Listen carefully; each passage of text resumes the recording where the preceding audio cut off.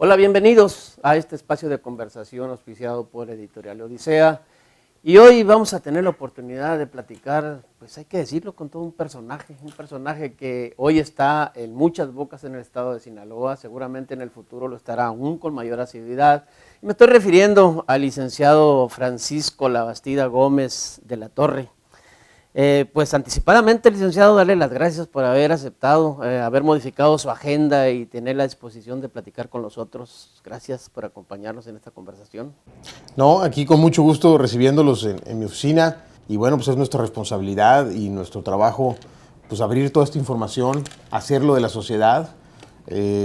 Necesitamos que estos temas que yo traigo bajo mi encargo se socialicen, que la gente se entere, que la población esté enterada exactamente qué hay, qué va a llegar, para que lo hagan suyo, lo abracen y lo exijan y lo empujen para el futuro, porque al final de cuentas este proyecto va a ser un proyecto que trasciende sexenios, que sigue hacia adelante y que pues es la gran oportunidad. Y bueno, pues qué mejor que hacerlo a través de Odisea, que es una gran calidad de revista y que creo que va a tener un futuro muy brillante. Bueno, hay que decir que el licenciado Francisco Labastida es el coordinador general de proyectos estratégicos del gobierno del estado de Sinaloa.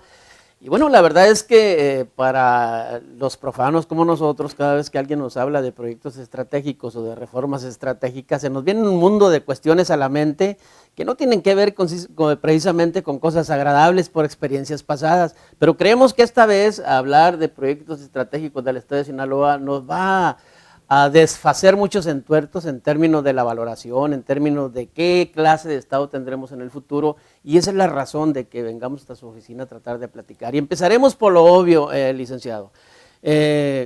Sinaloa, yo creo, y es mi percepción y de mucha gente, que por la gran cantidad de proyectos que están en marcha ahorita, unos ya detonando, otros en proceso de, otros muy cercanos a ser detonados, yo creo que es el Estado en el país, de las 32 entidades federativas, con mayor opciones de dar un salto cuántico en términos de desarrollo. ¿Nos puede hacer un recuento de todos esos proyectos que están seguramente permanentemente en la mesa, en su oficina, y cuál es el impacto social que esperan obtener de ellos? Ya hablaremos de ellos en forma separada de cada uno, por supuesto, pero ahorita queremos una relatoría suya en términos generales. Claro que sí, mira, te quisiera decir que, o empezar a platicar desde el inicio, cuando el gobernador Mario López Valdés gana las elecciones, empezamos a trabajar en ver qué temas son los que tenían que ser los que le iban a cambiar, no nomás y marcar su sexenio con grandes éxitos y logros y para el Estado, pero además con el tema que encontramos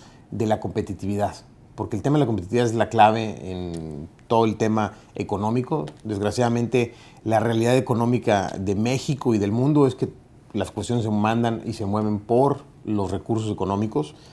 ¿Y qué fue lo que encontramos? Bueno, que Sinaloa había perdido muchos lugares de competitividad. Estamos en el lugar 14 según el TEC de Monterrey. Y dices, bueno, estamos en la media del país. Sí, nomás que nosotros nos encontramos en el noroeste, ubicados geográficamente. Y los competidores, o sea, los vecinos estados, están mucho mejor catalogados que nosotros. Y eso es lo que nos hace estar en una posición de desventaja comparado con los vecinos, donde ellos tienen mejores ingresos per cápita, donde tienen mejor desarrollo en sus estados, llámese Chihuahua, Sonora, y curiosamente Nayarit y Durango, que antes estaban abajo que Sinaloa, en ingresos, en desarrollo, ahora están más arriba que nosotros. Entonces, a partir de esa realidad que encontramos en este estudio de competitividad que hace el TEC de Monterrey cada 3 años, que además es gratuito, no se lo cobran a los estados, o sea, no hay forma de que alguien le meta mano, descubrimos que obviamente el principal tema que teníamos que arreglar para Sinaloa es el tema energético. No hay ningún estado en ninguna parte del mundo que se desarrolle si no tiene energía disponible, número uno, y número dos, barata o a precios competitivos. Y desgraciadamente nosotros como país tenemos un servicio de energía que no es muy barato, número uno, y número dos, éramos o somos ahorita todavía, porque todavía no se resuelve el problema, importadores de energía. El 35% de la energía que se usa en Sinaloa se importa de otros estados, del centro del país, de Durango. Entonces, ¿a qué nos llevaba esto? Pues que tenemos un mal servicio energético y que no hay disponibilidad de crecimiento de grandes empresas porque no hay energía. Y asimismo tampoco había energía calórica, que es el tema del gas natural, porque lo único que tenemos de opción es usar combustóleo. Entonces, encontramos que ese es el primer tema de competitividad. Y los otros dos grandes temas, que yo te quisiera hablar sobre todo estos tres, y bueno, y un poco el cuarto del tema de energías verdes, es Sinaloa está ubicado en el noroeste del país, en el mar Pacífico, y tenemos dos grandes puertos, la bahía de Topolobampo, que es la segunda bahía natural más grande del mundo, donde tenemos un puerto que desde el 87, que se hizo la primera fase, se había olvidado. Acabamos de inaugurar una segunda fase el año pasado de 32 hectáreas nuevas de patios de maniobras. Y tenemos asimismo Mazatlán, donde tenemos la apertura dentro de unos meses más de la gran supercarretera de Mazatlán-Durango, lo cual se va a convertir en una palanca de desarrollo logístico y turístico, pero que nos hace falta el nuevo puerto. ¿Por qué? Bueno, pues porque el puerto actual es un puerto muy viejo, de hace más de 40 años, un puerto chico, en medio del centro de la ciudad, o sea, tienes que atravesar toda la ciudad para llegar o salir de él, y con graves problemas porque toda la carga está concentrada en un solo muelle. Entonces, llegas turistas, llega carga libre, llegan contenedores, llega Pemex, todo junto en el mismo lugar. Y eso, pues obviamente, no hace muy competitivo al puerto y tiene problemas de operación. Licenciado, hablando concretamente, ahorita enfocados en el asunto, qué bueno que toca el tema de Mazatlán y en este caso específicamente lo del puerto. Yo me imagino que en la posición que usted se encuentra, en la visión que tiene el gobernador del estado, Mario López Valdés, pues tienen un proyecto concebido, un proyecto que definitivamente lo tendrán vaciado por ahí en algún lugar, tienen una idea muy concreta, muy real de qué es lo que quieren hacer con esa área de Mazatlán y en donde el puerto está incluido.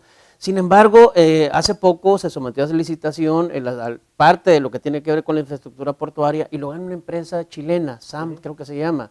¿Tienen ustedes algo que ver con el asunto del proyecto que va a manejar SAM y este se ajusta con el proyecto que ustedes tenían contemplado para las modificaciones portuarias? Considerando todo esto que se va a desprender de la Mazatlán, del llamado Corredor Económico del Norte. Mira, te quisiera decir que obviamente la licitación de las 16 hectáreas de patio de maniobras que se hizo por parte de API no era parte del proyecto integral, porque eso obviamente conlleva un riesgo de que tengas un privado con derechos adentro del API, pero pues el gobierno federal no nos oyó, no nos hizo caso y lo hizo. ¿Y a qué nos llevó eso? Bueno, pues que tuvimos obviamente ya pláticas con ellos. Al principio estaban un poco reacios a entender lo que nosotros les explicábamos de la creación del nuevo puerto, pero te puedo decir con mucho gusto que ya estamos totalmente coordinados y de acuerdo en que ellos ya se dieron cuenta que el tema de ellos no es crecer en esas 16 hectáreas, sino crecer y tener 60 hectáreas de patios de maniobra ellos como empresa o 80. Entonces, por ese lado sí me preocupaba, nos opusimos. Pero bueno, a final de cuentas, lo que nos han comentado y lo que hemos acordado es que son una empresa seria, que vienen a trabajar, que les interesa el tema de logística, no otros temas. Y creemos que a final de cuentas viene a reforzar, porque obviamente una empresa privada tiene que ser, y creo que estoy convencido, de que va a ser más eficiente que una empresa del gobierno que pues opera, digamos, sin incentivos económicos directos, lo cual ellos sí lo tienen y vamos ya en el mismo camino. Entonces, para fines de valoración popular, vamos a decirlo de esa manera, lo que es gobierno del estado y lo que es la empresa chilena SAM Remolques, ya hay una sincronía en términos de comunicación, ya están conjuntamente metidos en una visión unificada. Mira, yo te quisiera presumir, no nomás que ellos y gobierno del estado ya estamos en sincronía, sino que además estamos en sincronía con el municipio, o sea, con el presidente Higuera. Hemos tenido ya varias pláticas de estas, desde el inicio del proyecto al primero que fui a consultarle, porque el proyecto del puerto, aparte de nacer de una idea de revisar lo que había, pues lo primero que hicimos fue a preguntarle a la sociedad de Mazatlán y a los expertos. Obviamente fue el Diablo uno de ellos, varios empresarios de Mazatlán, al mismo Codecín, y ya que una vez que vimos que todos opinaban que sí, les sonaba, que estaban de acuerdo, que no veían ningún problema, entonces ya lanzamos el proyecto. Y este proyecto, eventualmente, en unos meses más, vamos a tener el plan maestro ya hecho por una de las empresas más serias del país. Y con este proyecto maestro vamos a ir con el presidente municipal de Mazatlán a que lo pase y lo autorice el Cabildo, incorporándolo a un plan maestro de desarrollo municipal, donde desarrollemos no nomás el puerto, sino todo el tema de vialidades, todo el tema del parque industrial, de qué queremos tener ahí, qué queremos desarrollar, y definir todo este gran desarrollo, además el desarrollo turístico de la Isla de la Piedra, y más otras cosas que van a llegar. Y todo obviamente en coordinación. Aquí yo te quisiera hacer énfasis y presumirte que en todos los proyectos que yo traigo, siempre he tratado, y además lo tenemos, de trabajar en coordinación con los gobiernos municipales, dándoles la importancia que ellos tienen, informándolos, tomándolos en consideración, y no nomás a ellos, sino a todos los factores que tienen que ver en estos temas, porque al final de cuentas necesitamos tener a todos integrados, gobierno federal, gobierno estatal, gobiernos municipales y empresarios, para todos trabajar con un mismo propósito y una misma línea. Oye, licenciado, otra pregunta sobre el mismo escenario. Los que vivimos en Mazatlán, pues nos alimentamos todos los días de la esperanza de lo que va a suceder a través de lo que resulte, pues, valga la redundancia, con la terminación, la culminación de la carretera Mazatlán-Durango, que es parte, como decíamos, del corredor económico norte. Sin embargo, pues hay que aceptar lo que, no sé si por falta de conocimiento nuestro o por falta de divulgación, de socialización de los proyectos por parte de quien corresponda, no vemos que haya los avances necesarios que vengan a arropar lo que es la esperanza que uno tiene en este tipo de rúa. Está contemplado, cuando habla de proyectos integrales, se está refiriendo también a todo ese asunto que tiene que ver con aduanas, con puertos secos, con la preparación de personas que van a ser obviamente empleadas en nuevos puestos que en este momento no se utilizan. Todo eso ya lo tienen de alguna manera esquematizado para ponerlo en marcha, arrancarlo, o ya está en proceso de... Sí, sin lugar a dudas, es parte integral del tema de una plataforma logística. Lo que yo te quisiera decir es que los dos grandes temas después del gas son las dos plataformas logísticas del Estado, la de Mazatlán, que está en el sur, y Topolobampo, que está en el norte, y ambas tienen problemas diametralmente opuestos. Es correcto. Porque en Mazatlán vamos a tener la mejor carretera, el mejor cruce, el más eficiente, el más caro que se ha construido en la historia de este país, de la Sierra Madre, pero no tenemos un puerto. Y en Topolobampo es exactamente al revés. Tenemos un excelente puerto, pero no tenemos carretera hacia Chihuahua.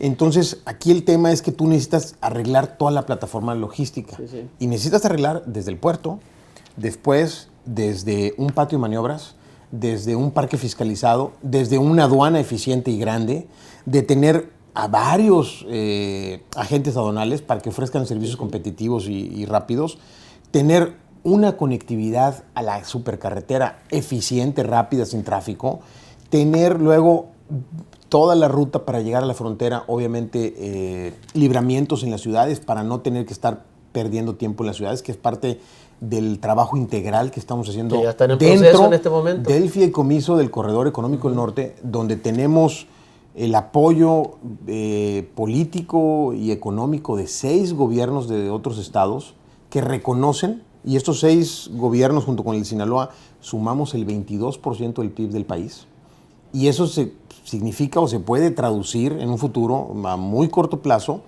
En la costa del Pacífico se reciben 3 millones de contenedores prácticamente entre Lázaro Cárdenas y Manzanillo. Bueno, sí. El 22% de eso se transfiere, son 600,000 contenedores. Entonces, si nosotros hacemos bien las cosas en el puerto de Mazatlán, podemos pensar que podemos traernos 600,000 contenedores para moverlos. Y eso, aparte de que en California, que es el mercado que queremos ayudarle por la saturación de los puertos, mueven 14 millones de contenedores al año. Oiga, si lográramos traernos 10% de eso, es 1,400,000. Más 600 de lo que es nuestro país, son 2 millones de contenedores. Y tú miras, oye, ¿suena una locura? Sí, suena una locura. Nomás que te voy a dar un pequeño caso de ejemplo de que esto es posible. Lázaro Cárdenas, en el 2004 movía 45,000 contenedores. Hoy mueve 1 millón. En 7 años creció 22 veces su movimiento de carga. ¿Por qué? porque en el 2005 le abrieron una supercarretera de cuota que llega a Lázaro Cárdenas.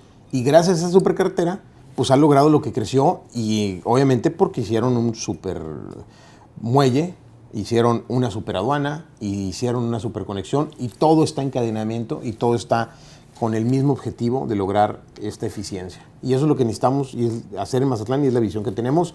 Así como en Mazatlán es el puerto, en Topolobampo pues al revés. Ya tenemos el proyecto autorizado por el gobierno federal, que nosotros le propusimos junto con el gobierno de Chihuahua, de hacer una nueva ruta de la carretera que va de Choix a Baguichivo, que es la parte difícil de la Sierra Madre, por el lado izquierdo de la presa, que en lugar de hacer 3 horas, que era el proyecto que traía el gobierno federal construyendo, va a ser 1 hora 45. Y vas a poder ir a 85 kilómetros por hora, y además no ocupas un puente tan grande que estaba planteado en la primera carretera. Hablando otra vez de nuevo en Mazatlán, Mazatlán es un lugar muy difícil, hay que decirlo, en términos de conciliar visiones, intereses, proyectos. Muchos dicen por la vocación que tiene, que le han adjudicado, no sé, yo creo que erróneamente el puerto. Hay quien dice que Mazatlán tiene vocación turística, que no tiene vocación industrial, en fin. ¿Ya hay negociaciones o no hay ningún punto de desacuerdo con lo que es la parte que contempla Mazatlán como un reducto turístico en proceso de expansión, que choque contra la evidente explosión industrial que Mazatlán puede detonar en épocas muy cercanas? No, yo te diría que no hay un acuerdo o una plática con ellos, pero es obvio, pues todo el mundo quiere que Mazatlán crezca, que le vaya mejor a la gente de Mazatlán y al del sur del estado. Y para que esto se logre, pues necesitamos que el sector turístico se desarrolle, se mejore, crezca, pero también si se dan las oportunidades de que haya un desarrollo industrial, como ya las hay, porque la llegada del gasoducto hasta Mazatlán significa la apertura de temas industriales de gran calado, de gran inversión, y te voy a especificar nomás 3 que ya están en puerta. El primero obviamente es la obra del gasoducto, que llega hasta Mazatlán. Sí. La segunda es la nueva termoeléctrica que nos van a construir en Mazatlán, con lo cual se va a acabar el tema de contaminación. Ese humo azul que vemos cada vez que van al aeropuerto, ahí en el estero de Urias, se va a acabar. Hay 0 contaminación con el gas natural, solamente hay CO2, es incoloro y es inodoro. No hay ninguna partículas suspendidas, y eso pues va a realizar una gran inversión. La planta va a ser 50% más grande que la actual en potencia, y es un ciclo combinado, el cual es la tecnología más ecológica que hay ahorita a nivel mundial. A ver, y el tercer proyecto, pues que viene ya de la mano, es, aparte del tema del puerto, que se lo pondría yo como un tercer gran proyecto de inversión, pues viene el tema de un horno de metal que vamos a traer para Mazatlán. Bueno, ya entró a los linderos de la cereza del pastel, el gasoducto. La verdad es que de repente pensamos que Sinaloa ha crecido en base a utopías convertidas en sueños, sueños convertidos en proyectos y proyectos convertidos en obras que benefician a alguien. Le digo por esto, porque usted hablando de Topolobampo, rememorando el asunto de Chihuahua con su salida al mar, pues podría irse uno hasta Albert Quise de Owen, cuando él quería un ferrocarril. La verdad es de ahí viene. En los años 60 se habla ya de un gasoducto con Leiva Velázquez. Luego es revivido el asunto ya en forma más formal del gasoducto en los tiempos de Francisco Labastida Ochoa. A lo mejor le resulta conocido el nombre, fue gobernador aquí del estado de Sinaloa. Sí, pero en ese entonces no se habló del gasoducto, ¿eh? Bueno, no era posibilidad. Hablaban de un gasoducto, un proyecto, me imagino, sui generis, que incluso le asignaron un costo de $207 millones por ahí por parte de Gas International de Beverly Hills, no está California. Enterado, fíjate. Bueno, y lo que yo quería ver es que precisamente en ese tiempo se habló de ese gasoducto con un precio determinado, con una ramal incluso rumbo al estado de Sonora, pero bueno, eso hace 26 años. No se concretó por las razones que hayan sido, pero hoy es una realidad que yo no sé si nosotros como sinaloenses estemos capacitados para imaginarnos de qué tipo de revolución estamos hablando cuando hablamos de un sistema energético totalmente diferente. Háblenos del proyecto en sí. Sabemos que hay 2 puntos de entrega en términos de la importación del gas natural. Háblenos de costos, longitudes, proyectos, inicios, licitaciones, en fin, tiene carta abierta para hacerlo. Adelante, señor. Mira, te quisiera dar detalles de él. Tú tienes en tus manos un tema, el primer tema de comunicación social, de explicar esto, que es, bueno, es muy sencillito. Tenemos un sistema que te quiero presumir, es el primer sistema integral de movimiento de gas del país. ¿Por qué? Porque tenemos dos fuentes de suministro totalmente diferentes. Una está en Sázabe, Sonora, que viene de Arizona, y esto viene de gas que viene de unas fuentes de las cuatro esquinas, que le llaman en Estados Unidos. Y tenemos otro que viene del lado de Texas, de la zona de Oaxaca, que es la principal zona productora de gas natural de Estados Unidos, que viene por Ciudad Juárez.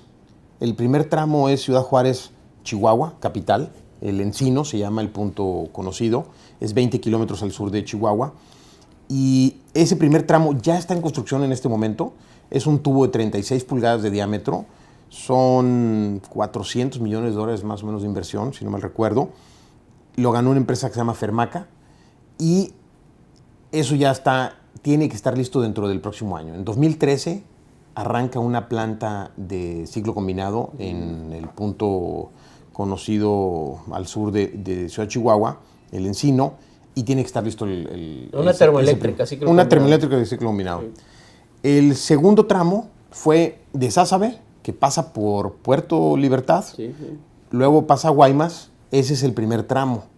Ese tramo lo ganó una empresa que se llama Sempra, que ahí van a invertir, no recuerdo el número ahorita, pero ahorita lo vamos a checar. Y asimismo ganó el tema del punto de Guaymas hasta El Oro. El Oro es un punto donde se convergen los dos gasoductos. Nodal, ¿verdad? Es un punto nodal adentro de Sinaloa. Este punto es donde se va a juntar el gasoducto que va a venir de Chihuahua hasta Topolobampo, hasta el puerto. Y después del Oro sale otro tubo que va hasta Mazatlán, pasando pues, por 13 municipios del estado, y donde nos va a dar gas para las principales ciudades del estado y para socializar este tema. Y además, punto muy importante, lograr que el desarrollo o la oportunidad de este gran desarrollo sea prácticamente para todo el estado. Porque en las fases de avance de este proyecto, primero logramos que se concentrara, que sí llevaban el gas a Mochis, pero nada más a Mochis o a Topolobampo. Y nos dejaban todo el resto del estado sin gas.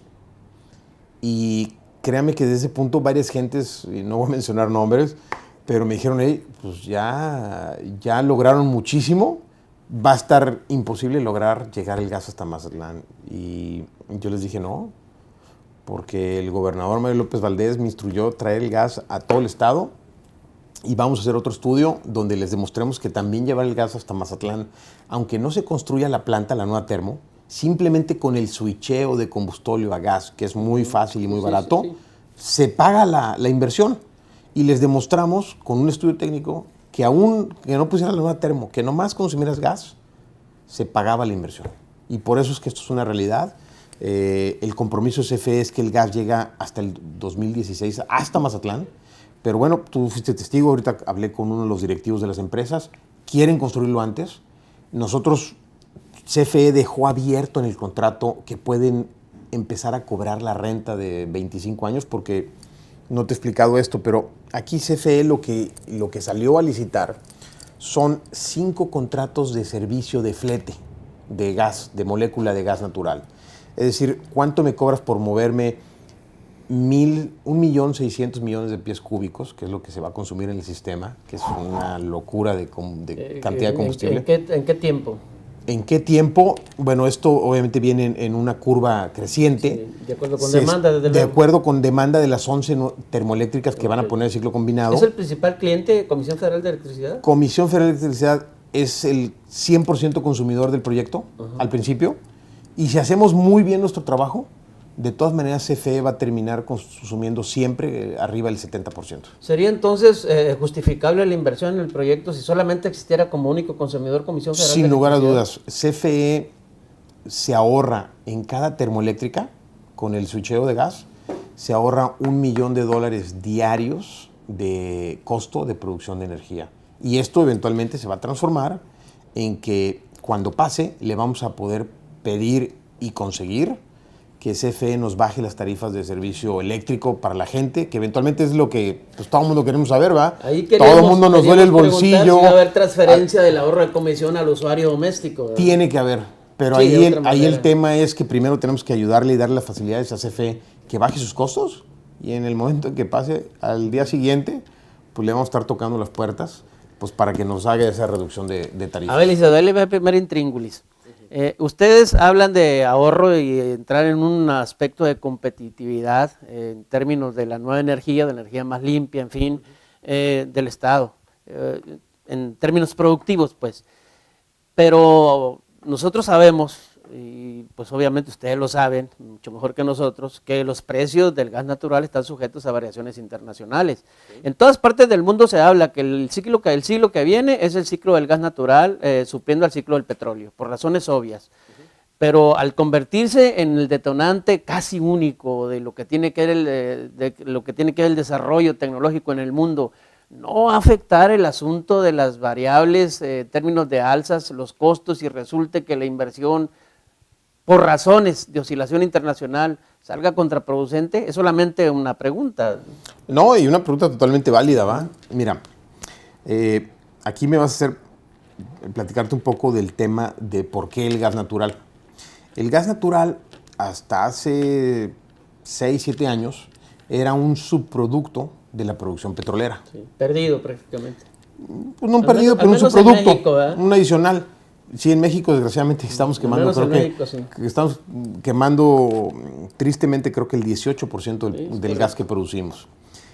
Bueno, pero ¿qué nos lleva a esto?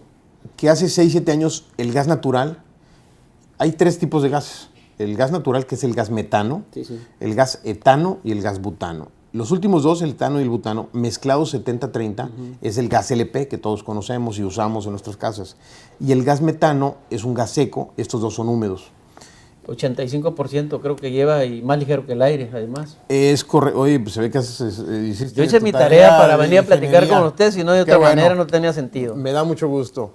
Entonces, ¿qué es lo que nos lleva a esto del tema del gas natural? Bueno, que hace 7 años se perfecciona una tecnología que se llama extraer shale gas. El shale gas es un gas que está en piedras de lutitas. Es una tecnología totalmente diferente a la petrolera, pero ¿a qué nos llevó este cambio tecnológico y esta construcción de cientos de miles de pozos que hay en Estados Unidos? Bueno, a que en Estados Unidos nada más hay 25 años de reservas probadas de petróleo. Te quisiera comentar que en las compañías petroleras hay 3 tipos de reservas y las 3 empiezan con P. Las probadas, las probables y las posibles. Y las posibles a veces son el 5% de lo que te dicen, ¿eh? Entonces, en México nada más tenemos 9 años de petróleo, probables, digo, probadas. Entonces, ¿qué te quiero decir? Que tenemos un grave problema con país, y los Estados Unidos también lo tienen porque nomás tienen 25 años.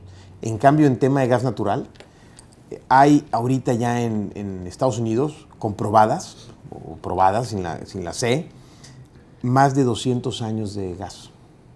Y aquí en una reunión que tuvimos con los miembros de la CRE, que vino Francisco Javier Salazar, que es el presidente de la CRE, la Comisión Reguladora de Energía, que son los grandes expertos y la única autoridad legal para definir, autorizar y promover y regular todo el tema del gas natural en este país. Lo dijeron, y vino también el Francisco Barnés de Castro, el ex director de la UNAM. Lo dijeron muy claramente. El siglo XIX fue del petróleo. No, el carbón. El carbón, sí. El siglo XX fue el petróleo, y el siglo XXI va a ser del gas natural. Entonces aquí el tema y la importancia del momento es que Sinaloa siempre hemos estado ajenos y retrasados a estos grandes cambios de geopolítica económica. Y por primera vez vamos en la punta de lanza en tiempo, porque vamos a tener gas a los cuantos años de que esto es el mejor combustible por ser el menos contaminante, el más barato, el más disponible, pero además porque vamos a tener disponible en cantidad suficiente para impulsar el desarrollo industrial. Cuando el resto del país tienen problemas de gas, que no hay suficiente gas en la Ciudad de México, en Monterrey, etcétera, aquí vamos a tener gas en cantidades para promover y lograr inversiones industriales de un gran tamaño. Es que considerando el nivel de reservas probadas, vamos a llamar así, de gas en Estados Unidos, considerando que hay en vastedad, 200 años es mucho tiempo, no creo que los alcancemos a vivir juntos. Hay dudas, no, hay dudas. Seguramente no. Bueno, la idea es, ¿podemos descartar totalmente el asunto de una dictadura energética? Totalmente. Además, hay otro factor muy importante. En México se dice que hay más de 100 años de gas. Perú tiene otro tanto. Sí, pero no ocupamos Muy más que el lejos, nuestro sí, y el claro, americano. así es.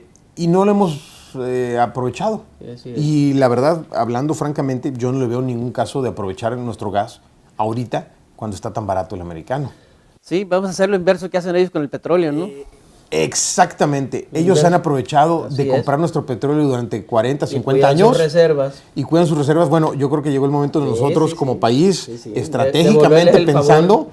devolverles el favor, comprarles este gran gas abundante y barato y pensar en desarrollar nuestros pozos y nuestra producción de gas en un futuro cuando este gas empiece a subir de precio, que eventualmente, como cualquier economista te explicaría, las tendencias de todos los mercados es a estandarizarse, ¿va? Y aquí el tema es cuánto tardas en llegar a eso, si vas a tardar 5 años, 10 años, 20 años.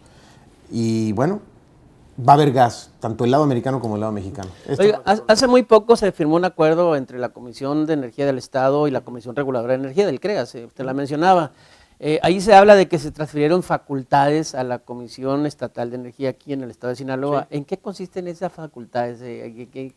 ¿Para qué lo habilitan? Mira, la Comisión Reguladora de Energía es la autoridad legal para regular todo el tema del gas natural.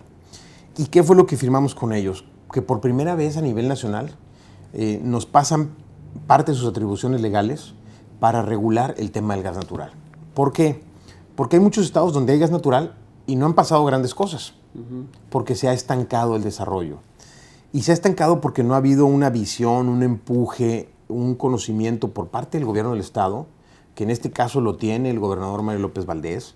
Él ha liderado el proyecto, que es un proyecto no del estado, es un proyecto regional. Bueno, nosotros somos los líderes de este proyecto en el estado. Y esta segunda fase o esta firma de este convenio, ¿a qué nos va a llevar o qué nos va a facilitar? A la segunda gran fase del gas natural. ¿Cuál es la segunda gran fase? Muy sencillo. No nomás que llegue este gas para la CFE y para los grandes productores, sí, sino que se convierta y se transfiera en un beneficio social para la gente de Sinaloa y para el estado. ¿En qué se va a convertir? Bueno, muy sencillo. El gas natural en muchas ciudades de México ya lo consumen como si fuera agua potable. Sí, sí. Llega por un tubo, con un medidor en tu casa, cuesta 30% menos que lo que cuesta el gas LP. Incluyendo los 3 parámetros de que costa el recibo, la compra, la distribución y mantenimiento. Sí, señor. ¿Sí? Sí. Es una buena noticia. Muy buena noticia. Pero además deja ponértela mejor. El gas LP tiene un subsidio del 50%. Sí, es correcto. El gobierno federal gasta, o este año va a gastar alrededor de 48,000 millones de pesos. Es mucho más difícil también, ¿no? Entonces, es obvio que si tú tienes gas natural disponible, no hay ningún caso y no es inteligente andar subsidiando gas LP cuando puedes cambiar a gas natural y no hay un costo de subsidio. Entonces, yo estoy convencido de que el gobierno federal va a entrar en una fase, ahora con el nuevo gobierno de Enrique Peña Nieto, de una construcción muy rápida y muy veloz de toda esta infraestructura, de subsidiarla, de darle financiamiento, de contratarla, de hacerla de diferentes maneras y quitarle ese subsidio al gas LP. Entonces, si nosotros nos sumimos a esta ola energética de nuevas oportunidades y tenemos desarrollado la infraestructura de distribución de gas en las principales ciudades, vamos a tener el consumo de gas para la población mucho más barato y además en un tiempo en donde a lo mejor el gas LP va a tender a subir y solamente las regiones que tengamos hecho esto pues no nomás no vamos a sufrir, sino que vamos a sacar un beneficio y vamos a ser mucho más competitivos. Y este es el gran paso que queremos dar. A ver, me queda claro que la etapa de la construcción del gasoducto, como ramas troncales y todo, con líneas de 36, de 30 y 20 pulgadas, que sería la que derivarían a Mazatlán, es una etapa totalmente ya atendida, en proceso de... pero hay un asunto que yo no lo quisiera pasar por alto y le voy a agradecer que nos los aclare. En relación a los problemas que suscitan la misma, ¿cómo se llama? No podría decir fabricación, sino construcción de la obra, perdón.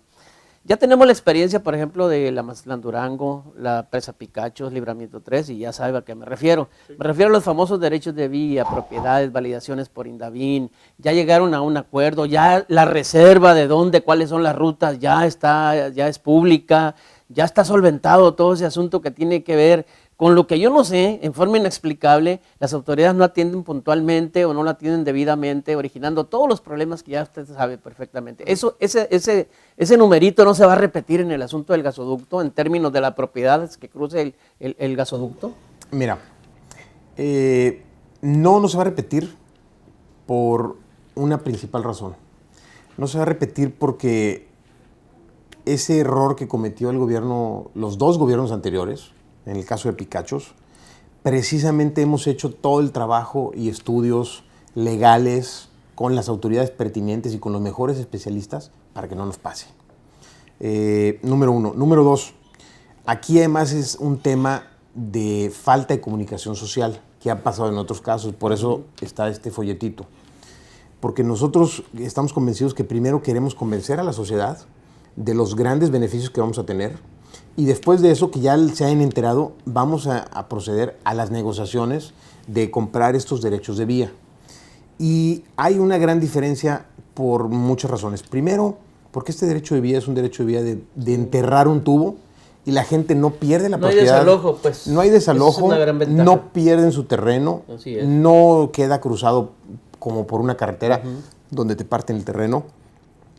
Tú vas a obtener además un precio justo, porque en lugar de ser una obra hecha por el gobierno federal, donde a fuerzas tienes que pagar por ley lo que te dicta el Indavín, aquí hay avalúos comerciales. Entonces se va a pagar el precio justo y correcto de lo que vale la tierra. ¿Van a fusionar avalúos comerciales e Indavín o van a ser los referentes? Avalúos comerciales nada más. Ah, ok. Ah, no, Indavín no, entonces. ¿Qué es eso? Bueno... No entra. El asunto es que no aplica. No, porque solamente avalúos porque es una inversión privada. Okay. Entonces, y además tenemos otra gran razón. Ya sabemos ahorita al 100% quiénes son todos los dueños de los 1,977 predios que necesitamos conseguir los derechos de vía. Esto para los 640.8 kilómetros que hay de las 3 segmentos de los 3 gasoductos que están adentro de Sinaloa. Eso implica que los propietarios de los 600 y tantos lotes por donde va a pasar el gasoducto, el trato va a ser directo con gente, funcionarios del gobierno del estado de Mario López Valdés, y no de gente que tiene información privilegiada y haga negocios redondos a través de... Esto significa que como está pensado hacerse esto, es que vas a ver a través de un fideicomiso, el cual creamos el gobierno del estado, el cual estamos a punto de fondear el dinero para hacer todos los estudios que ya los tenemos muy avanzados, y el trato va a ser con el fideicomiso, que eventualmente en el fideicomiso está CFE, está Gobierno del Estado y está el licitante ganador, y el licitante ganador tiene que pagar y tiene que hacer todas estas operaciones, a final de cuentas con la aprobación nuestra y con conocimiento. Y lo bueno del gasoducto es que nosotros tenemos una ruta ya ahorita definida y con conocimiento de quiénes son los propietarios, de 15 kilómetros de ancho. Entonces, de la línea central que consideramos es la ideal, tenemos 7.5 kilómetros para la izquierda o para la derecha. ¿Ese es el derecho de vía? No, eso es lo que tenemos de datos para poder mover el gasoducto. Okay. Para variar tramos o por alguna razón. ¿Qué es lo que te quiero decir? Aquí no vamos a permitir que una gente diga, no, es que mi terreno vale 10 veces lo que vale. No, señor. Entendido. Va a haber opciones. Si usted no quiere vender, a menos que valga sea 10 veces su valor, pues quédese con su terreno, señor, muchas gracias. Le damos vuelta a la derecha y pierde el terreno. La posibilidad de que agarre un tramo del gasoducto. ¿Y por qué pierde la oportunidad? Bueno, porque construir 1 kilómetro de gasoducto cuesta alrededor de $1 millón. Y el tú recibir ese tubo por abajo de tu tierra automáticamente te puede dar una plusvalía en ciertas ocasiones, porque ahí se puede llegar a instalar una planta industrial, sí, porque claro, ya tiene el suministro de energético. Entonces, estamos preparados para esos casos, hemos hecho nuestra tarea y no va a pasar nada. Además, queremos, terminando de que se consigan todos los derechos, esto hacerlo totalmente público a través de un fideicomiso en internet, lo vas a poder accesar, porque queremos estar seguros y dar la garantía de que no va a haber ningún proyecto, ningún pedazo de tierra que sea comprado como se dio en Picachos a 5 pesos y luego lo vendan en 100. Eso no va a pasar.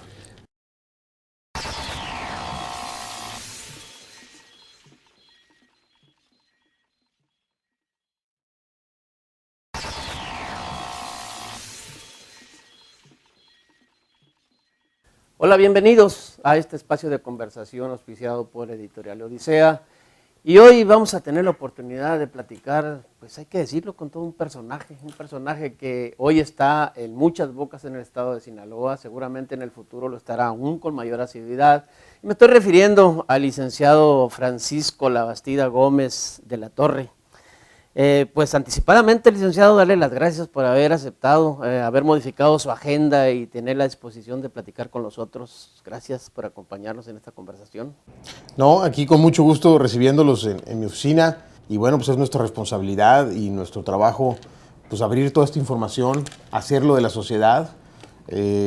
Necesitamos que estos temas que yo traigo bajo mi encargo se socialicen, que la gente se entere, que la población iban a cambiar, no nomás y marcar su sexenio con grandes éxitos y logros y para el Estado, pero además con el tema que encontramos de la competitividad, porque el tema de la competitividad es la clave en todo el tema económico. Desgraciadamente, la realidad económica de México y del mundo es que las cuestiones se mandan y se mueven por los recursos económicos. ¿Y qué fue lo que encontramos? Bueno, que Sinaloa había perdido muchos lugares de competitividad. Estamos en el lugar 14 según el TEC de Monterrey. Y dices, bueno, estamos en la media del país. Sí, nomás que nosotros nos encontramos en el noroeste, ubicados geográficamente. Y los competidores, o sea, los vecinos estados, están mucho mejor catalogados que nosotros. Y eso es lo que nos hace estar en una posición de desventaja comparado con los vecinos, donde ellos tienen mejores ingresos per cápita, donde tienen mejor desarrollo en sus estados, llámese Chihuahua, Sonora, y curiosamente Nayarit y Durango, que antes estaban abajo que Sinaloa, en ingresos, en desarrollo, ahora están más arriba que nosotros. Entonces, a partir de esa realidad que encontramos en este estudio de competitividad que hace el TEC de Monterrey cada 3 años, que además es gratuito, no se lo cobran a los estados, o sea, no hay forma de que alguien le meta mano, descubrimos que obviamente el principal tema que teníamos que arreglar para Sinaloa es el tema energético. No hay ningún estado en ninguna parte del mundo que se desarrolle si no tiene energía disponible, número 1, y número 2, barata o a precios competitivos. Y desgraciadamente nosotros como país tenemos un servicio de energía que no es muy barato, número 1, y número 2, éramos o somos ahorita todavía, porque todavía no se resuelve el problema, importadores de energía. Tendremos en el futuro, y esa es la razón de que vengamos hasta su oficina a tratar de platicar. Y empezaremos por lo obvio, licenciado. Sinaloa, yo creo, y es mi percepción y de mucha gente, que por la gran cantidad de proyectos que están en marcha ahorita, unos ya detonando, otros en proceso de, otros muy cercanos a ser detonados, yo creo que es el estado en el país, de las 32 entidades federativas, con mayor opciones de dar un salto cuántico en términos de desarrollo. ¿Nos puede hacer un recuento de todos esos proyectos que están seguramente permanentemente en la mesa, en su oficina, y cuál es el impacto social que esperan obtener de ellos? Ya hablaremos de ellos en forma separada de cada uno, por supuesto, pero ahorita queremos una relatoría suya en términos generales. Claro que sí, mira, te quisiera decir que, o empezar a platicar desde el inicio, cuando el gobernador Mario López Valdés gana las elecciones, empezamos a trabajar en ver qué temas son los que tenían que ser, los que le enterar exactamente qué hay, qué va a llegar, para que lo hagan suyo, lo abracen y lo exijan y lo empujen para el futuro, porque al final de cuentas este proyecto va a ser un proyecto que trasciende sexenios que sigue hacia adelante y que pues es la gran oportunidad.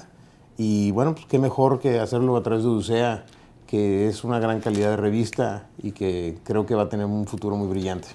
Bueno, hay que decir que el licenciado Francisco Labastida es el coordinador general de proyectos estratégicos del gobierno del estado de Sinaloa. Y bueno, la verdad es que para los profanos como nosotros, cada vez que alguien nos habla de proyectos estratégicos o de reformas estratégicas, se nos viene un mundo de cuestiones a la mente que no tienen que ver precisamente con cosas agradables por experiencias pasadas. Pero creemos que esta vez hablar de proyectos estratégicos del estado de Sinaloa nos va a desfacer muchos entuertos en términos de la valoración, en términos de qué clase de estado tenemos.